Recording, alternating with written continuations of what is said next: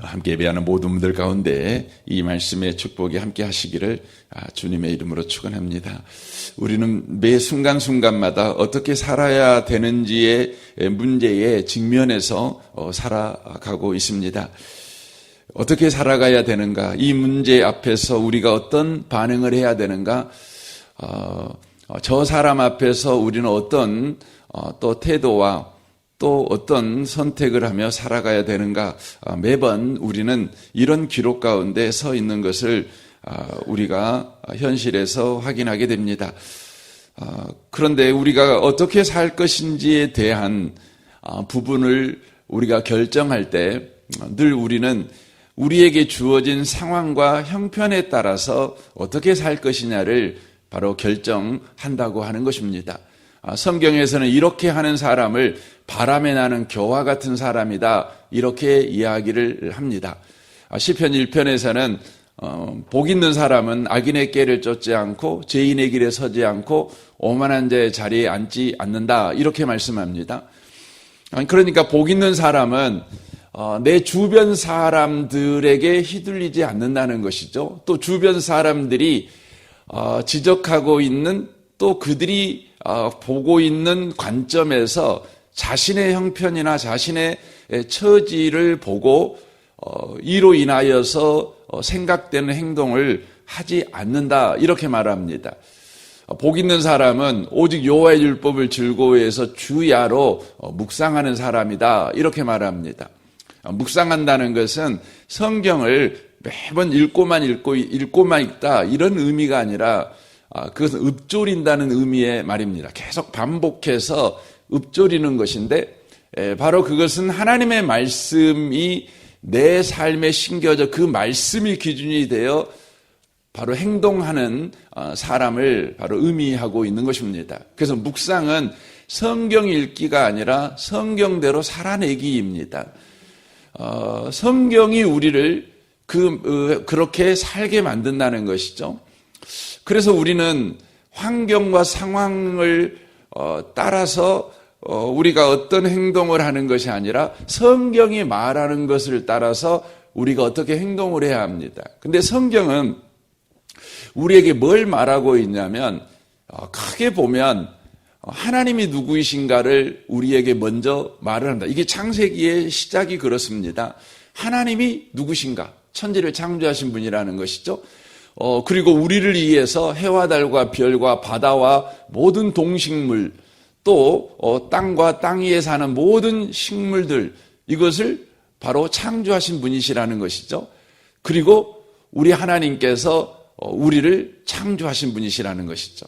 근데 우리를 창조하셨을 때의 하나님의 모습을 보면 다른 창조물을 창조한 것과는 사뭇 다른 것을 알 수가 있습니다. 그러니까 다른 것들은 만들었는데 인간은 나았다는 표현이 더 옳을 만큼 우리를 그렇게 창조하십니다.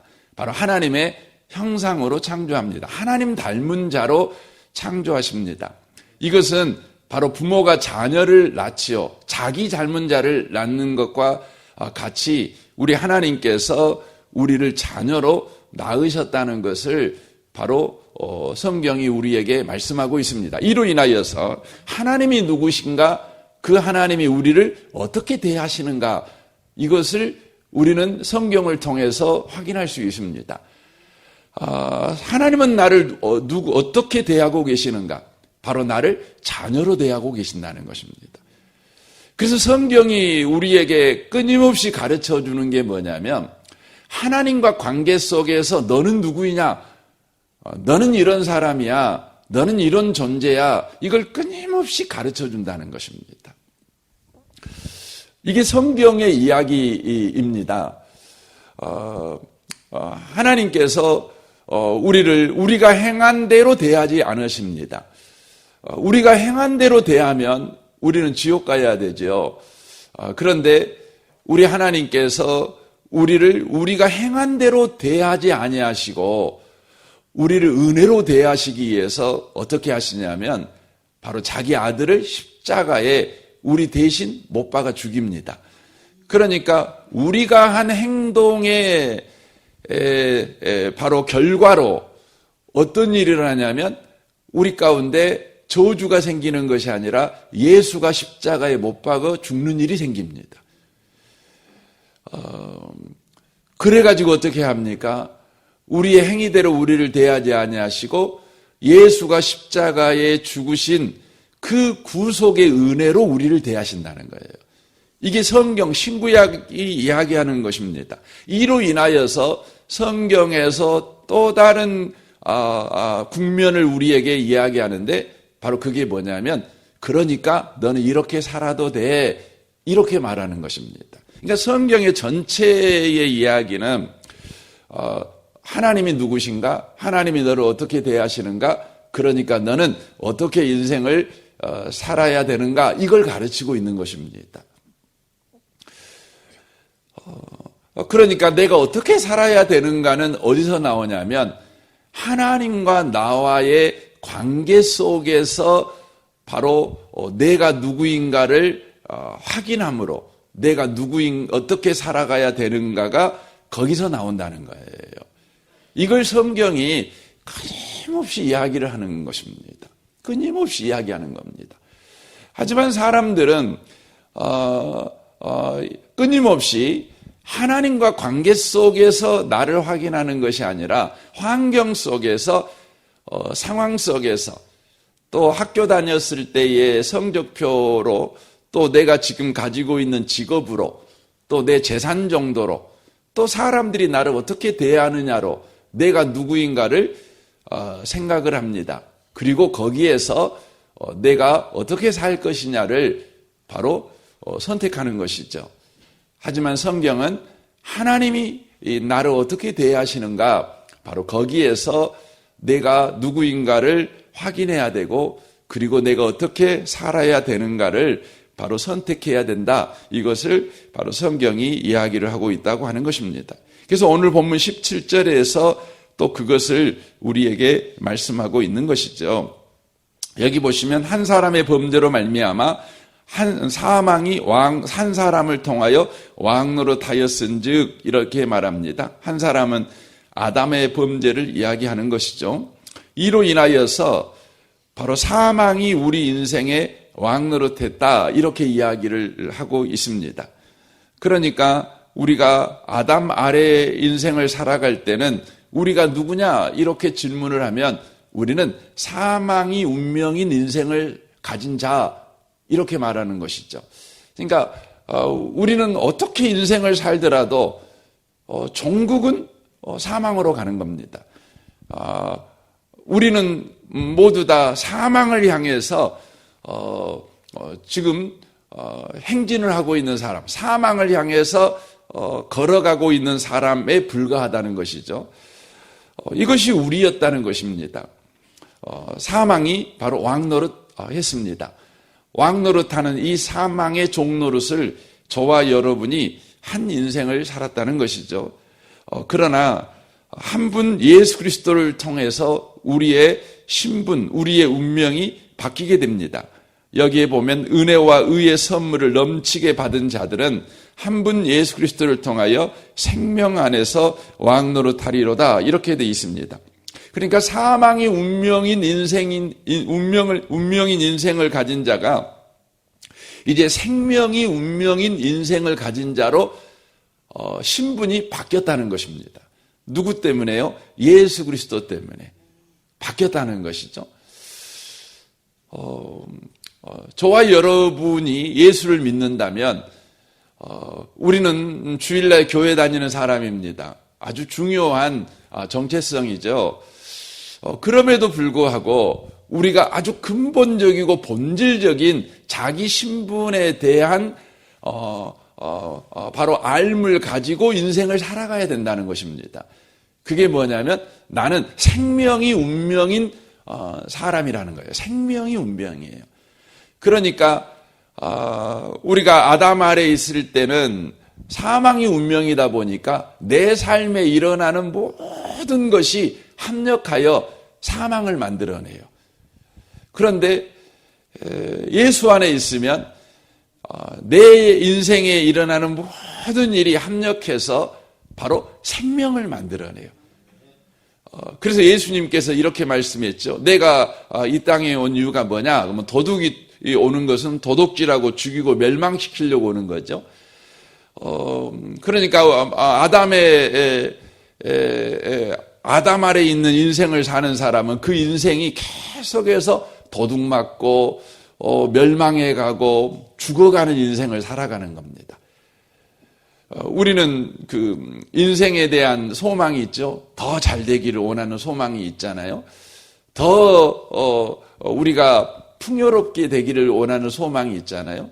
근데 여러분 예수 밖에 있으면 우리 인생은요 계속해서 도둑질 당하고 죽고 망하는 인생을 살아갈 수밖에 없어요.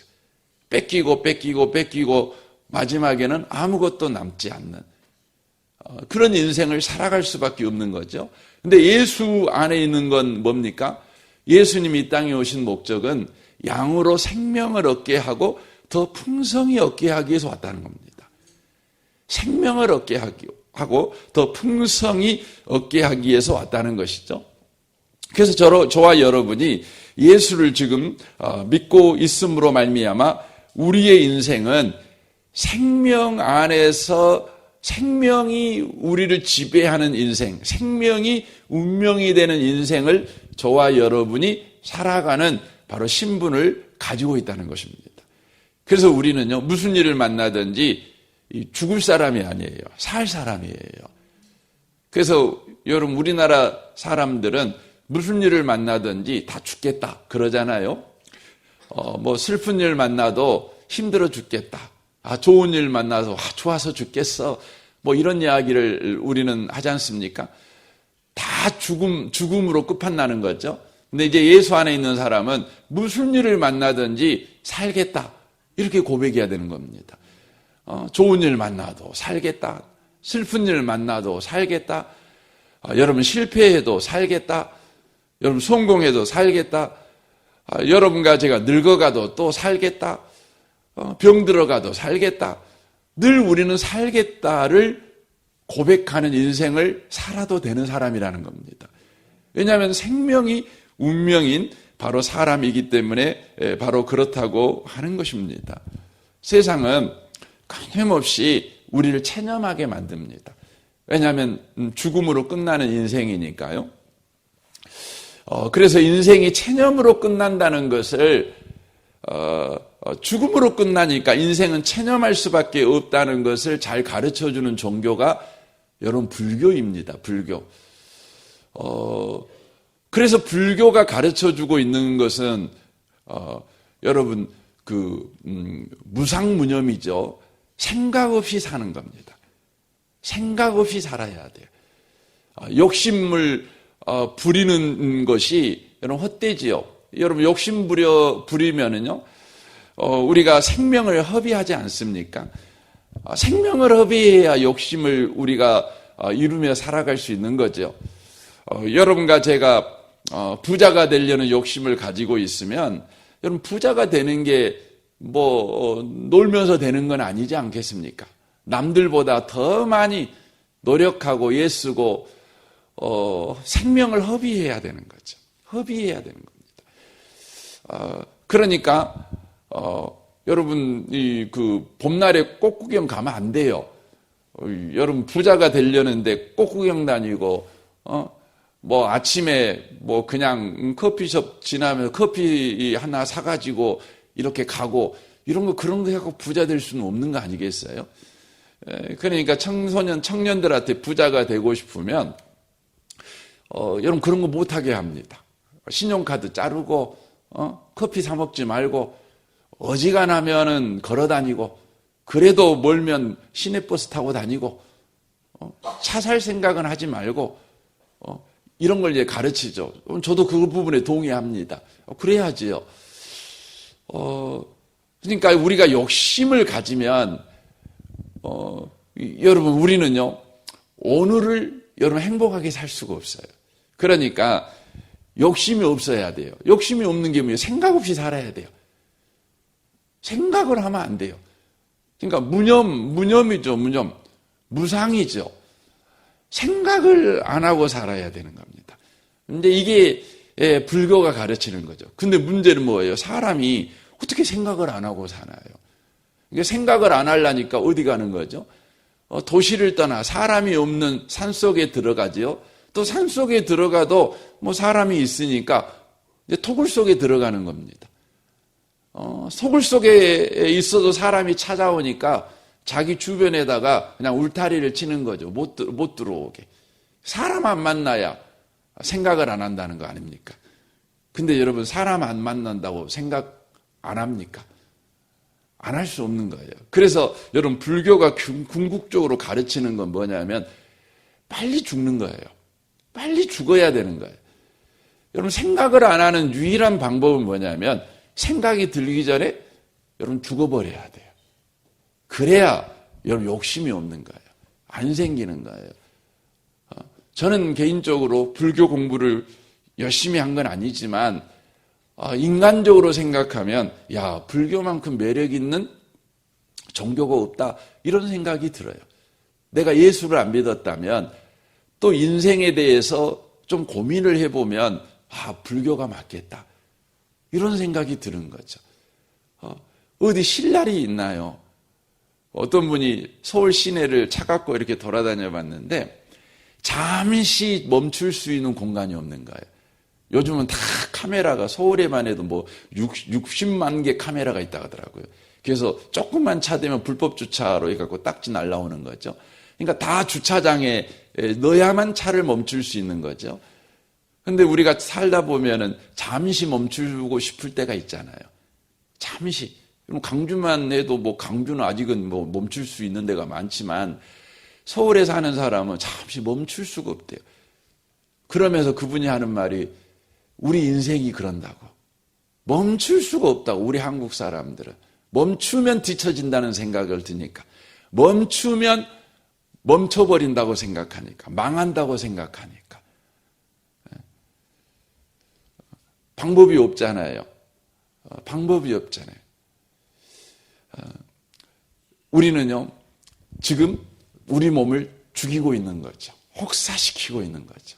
그런데요, 예수 안에 있는 인생에 대하여 주님은 우리에게 놀라운 이야기를 해요. 너의 인생이 힘드냐? 그 힘든 것이 너를 죽이고 있는 것이 아니라 너를 생명 가운데로 몰고 가고 있다. 네가 생각이 많으냐? 그것이 생명으로 가게 만들고 있다. 그러니까 너 생각도 많이 하고 살아도 돼. 이렇게 말을 하는 겁니다. 그래서 여러분, 시편 90편 말씀을 보면 그 말씀이 우리가 그냥 읽어보면 뭔 말인지도 모르겠고 그냥 인생이 참 아무것도 아니다, 인생의 허망을 노래하는 노래같이 들려요. 근데 그것이 시편에 나온 유일한 모세의 시편이거든요. 근데 그 시편을 여러분 읽어보면 결국 어떤 이야기냐면 그냥 신명기 32장과 더불어서 그 말씀을 봐야 돼요. 그리고 로마서 10장과 더불어서 그 말씀을 봐야 되거든요. 왜냐하면 이 신명기 시편 90편 말씀을 쓰고 있는 모세가 이제 죽을 때에 그걸 쓰거든요. 근데 이제 모세가 죽을 무렵에 신명기 32장의 고백을 합니다. 근데 신명기 32장의 고백을 바울이 로마서 10장에서 인용을 해요. 그래서 이걸 전체 흐름 속에서 그 본문을 우리가 이해할 필요가 있는데, 거기는 인생의 헛됨을 노래하고 있는 것이 아니라 인생이 이렇게 헛됨에도 불구하고 그 헛된 인생들을 하나님께서 그렇게 사랑하십니까? 그걸 노래하는 거예요. 광야 40년 생활을 이렇게 모세가 하면서요, 이제 그 이스라엘 민족을 이렇게 봤어요. 이스라엘 민족을 봤는데 세상에 이런 계차반도 없는 거예요. 세상에 이런 몹쓸 인간이 없는 거예요. 몹쓸 인간이 없는 거예요.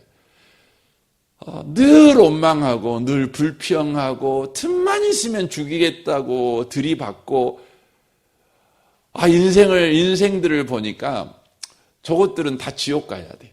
저것들은 은혜를 베풀어 줄 수 있는 사람들이 아니에요. 배신을 밥 먹듯이 하는 거죠. 근데 그걸 이제 모세가 쓰는 거죠. 그걸 쓰는 거예요. 그런데 거기에 뭐가 숨어 있냐면 그런데 왜 이런 인간들을 위해서 아침마다 만나를 주세요? 전 그거 생각할 때 놀랍습니다, 하나님. 아니, 그런 인간을 위해서 사막에서 바위에서 물 내갖고 물 마시게 만드십니까? 어떻게 그런 인간을 위해서 그 아말렉이 쳐들어왔을 때 그렇게 이기게 하시고, 어떻게 하나님이 보호하시고 구름기둥, 불기둥으로 밤낮으로 저들을 보호해 주십니까? 하나님, 대체 인간이 뭐간데 그렇게 사랑하십니까? 사랑하십니까? 이 고백이에요. 그래서 로마서 10장에서 그러는 거죠. 그들은 하나님을 찾은 적이 없어요. 그런데 찾지 않는데 하나님이 찾아와서 그들을 구원해요. 이게 우리의 구원이 그렇게 받은 구원이라는 거죠. 하나님의 그 사람들을 보내갖고 끊임없이 설교를 해요. 너 그렇게 살면 안 돼. 하나님 똑바로 믿고 살아. 이렇게 아무리 해도 안 들어먹어요. 그러니까 이 말을 해도 듣지를 않고 보여줘도 안 봐요. 그런데 하나님이 어떻게 해요? 구원해요. 여러분, 이게 뭘 이야기를 하는 거죠? 우리는요, 하루하루를 살 때 제대로 살았다고 자신 있게 말할 날이 별로 없어요. 그렇죠. 맨 죽일 일만 하는 거죠. 죽을 일만 하는 거예요. 망할 일만 하는 거예요. 그런데요, 놀라운 건요, 예수 안에 있다는 것은 우리가 망할 짓을 하든지 죽을 짓을 하든지 그것이 다 합력해서요, 여러분, 선을 이루어요. 그게 다 합력해서 저와 여러분이 천국 가는 일에, 영생 복락을 누리는 일에 이것들이 쓰여지게 돼요. 그래서 여러분, 예수를 믿는 사람은요, 죽을 일하고요, 그렇게 그냥 끝나는 게 아니에요. 죽을 일하고 있으면, 죽을 일 하면은요, 반드시 저와 여러분이요, 생각이 많아져요. 뭔 생각이? 하나님 생각이 나요. 예수님 생각이 나요. 이런 거가 똑같잖아요. 여러분, 이제 저는 좀 그러더라고요. 제가 어떤 일을 만나고 이러면, 물론 하나님 생각하지만, 저는 이제 아버지, 엄마가 생각이 자주 날 때가 있어요. 이제 다들 천국에 가 계시지만, 아버지, 엄마가 생각날 때가 있어요. 힘들고, 어렵고, 뭐 이럴 때, 그럴 때 있습니다. 왜 그럴까 생각을 해보면 아버지 자식이라 그러죠. 엄마 아들이라 그러겠죠. 우리는 하나님의 자녀들이에요. 그러니까 우리 인생이요, 예수 안에 있으면 바로 생명이 운명인 자들이라는 거예요. 영생이 운명인 자들이에요. 그러면 여러분과 제가 어떻게 살아야 돼요? 우리는 이제 로마서 5장이 이제 이렇게 쭉 이야기를 하니까 어떤 분이 그런 이야기를 하죠. 어떤 이야기를 하냐면 이제 이제 6장 1절이 그러죠. 이제 5장 그렇게 이제 우리는 어떻게 살아도 뭐 죽을 둥 뭐 그냥 망하든 살아도 너 예수 안에 있으니까 너 괜찮아. 저는 괜찮아다는 말을 표준 억양을 내가 못 쓰겠어요. 전라도 말로밖에 못 하는데. 뭐 괜찮아 이렇게 이야기를 하는 거죠. 그러니까 사람들이 말을 하는 거죠. 그러면 그냥 계속 그렇게 망하게 살래요? 망하게 더 살면 살수록 하나님이 더 나를 사랑하고 더 은혜 베풀어 주겠네요. 이제 이렇게 말을 한다는 거죠. 이제 6장 1절입니다. 그런지 우리가 무슨 말하리? 은혜를 더하게 하려고 죄에 거하겠느냐? 이제 이렇게 하는 거죠. 그랬더니 2절에서 그래요. 그럴 수 없느니라 죄에 대하여 죽은 우리가 어찌 그 가운데 더 살리요? 이제 쭉 이야기하는 거죠. 그러니까 이 말이 뭔 말이냐면 이런 이야기입니다. 네가 나쁜 짓을 해도, 네가 망할 짓을 해도 생명이 역사하는데 네가 만약에 의로운 일을 한다면 얼마나 더 풍성하게 살겠냐. 그럼 이야기를 하는 거예요. 망할 짓 해도 안 망하는데 성공할 짓 하면 얼마나 풍성하게 살겠냐. 지금 이걸 이제 로마서 6장에서 하는 거예요. 이 아침에 오신 복 있는 성도 여러분, 우리는 그리스도 안에 있는 사람들입니다. 우리의 신분을 여러분 놓쳐버리면 안 돼요. 우리의 신분 안에서 어떻게 살 것이냐를 여러분과 제가 생각하고 사셔야 되는 겁니다. 망할 짓 해도 하나님이 나를 생명으로 인도한다면, 하나님이 기뻐하는 행동을 한다면 얼마나 풍성하겠는가. 우리는 그렇게 사는 것입니다. 이 은혜가 오늘 또 여러분과 저에게 풍성하시기를 주님의 이름으로 축원합니다. 아멘. 우리 같이 기도하겠습니다. 오늘 말씀을 우리 생각하면서 기도하시면 좋겠습니다. 또 은혜를 구하시면 좋겠고, 또 여러분 가정과 또 자녀들, 또 부모들, 일가 친지들을 위해서 또 기도하시고, 여러분의 직장 생활을 위해서, 또 여러분의 가정에서 맡은 역할을 위해서 또 기도하시면 좋겠습니다. 우리 성도들을 위해서도 여러분 기도해 주십시오. 내일 주일입니다. 내일 주일 예배를 위해서 여러분 기도해 주십시오. 우리 승찬마을과 정금마을 마을장 되는 장로님과 순장 순원들을 위해서 기도해 주시고, 내일 주일 오후부터 샤인 코스를 이렇게 시작하려고 합니다. 여러분 이를 위해서 기도해 주시고 또 함께 참여해 주시면 좋겠습니다.